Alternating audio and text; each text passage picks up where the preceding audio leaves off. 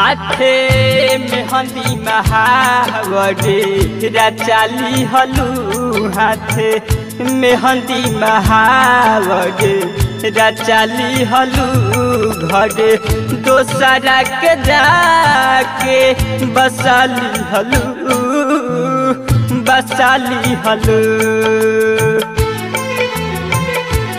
हमारा जिंदगी में अगिया लगा दी हलू घरे दोसरा के जाके बसा दी हलू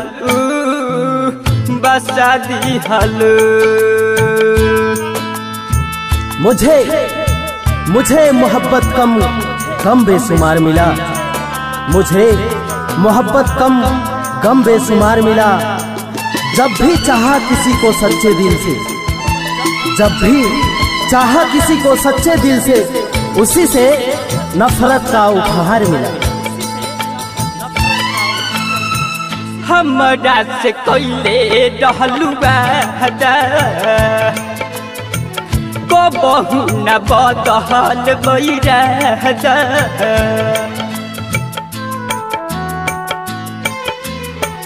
हमरा से कोइले रहलू वादा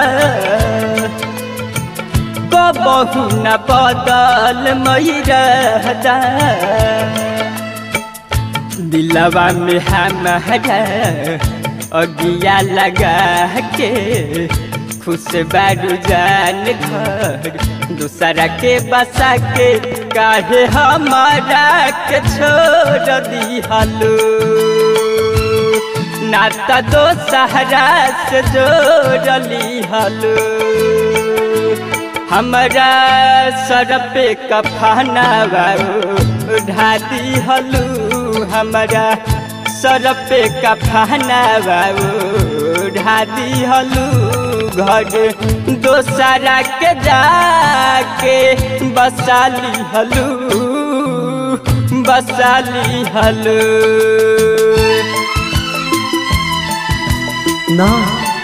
ना झारे में ले जाएगी ये मोहब्बत, ना दरिया में ले जाएगी ये मोहब्बत।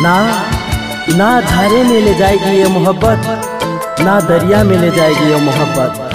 ऐ मोहब्बत करने वाले, ऐ मोहब्बत करने वाले, जरा सोच समझ कर मोहब्बत करना। मोहब्बत तो मौत के दरिया में ले जाएगी। बचपन के प्यार ना भूलई हो, एक बार मिले तो नियई हो।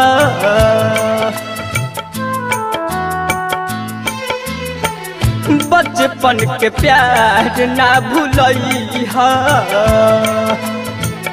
एक बार मिले तो नियई हो। रहिया तुहार हम देखत बानी, दिल रहलू फोटो देखत बानी, दिल धर के जान हमरो दया आवत नइखे का तोहरो। अपने हाथ जहरिया पिया दिहलू, अपने हाथ जहरिया पिया दिहलू घर दोसरा के जाके बसा दिहलू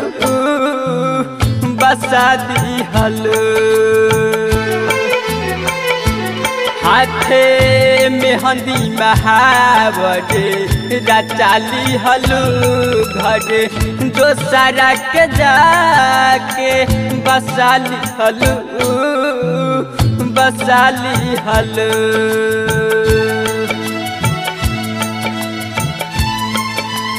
दोस्त साथी मितवा, दोस्त साथी मितवा, अब ना कोई दिलदार है। दोस्त साथी मितवा, अब ना कोई दिलदार है। इश्क ना कर, इश्क ना करो, ये इश्क बड़ा बेकार है।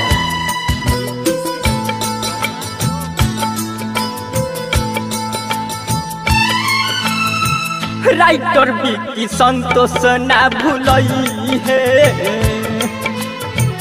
अहन चित्तरंजन पछतई है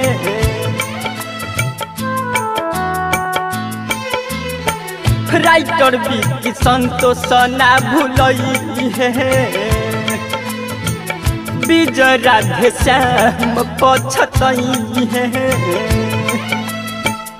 हमारा सपना में माटी मिलैलू जान के तू हमारा हाज में डूबैलू काहे हम के विसार दिहलू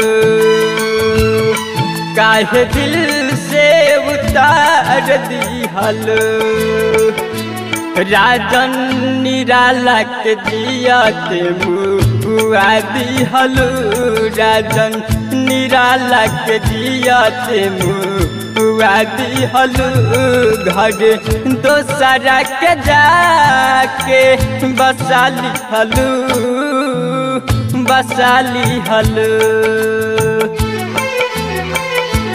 हाथे मेहंदी महावरे रचाली हलू घर दोसरा के जाके बसाली हलू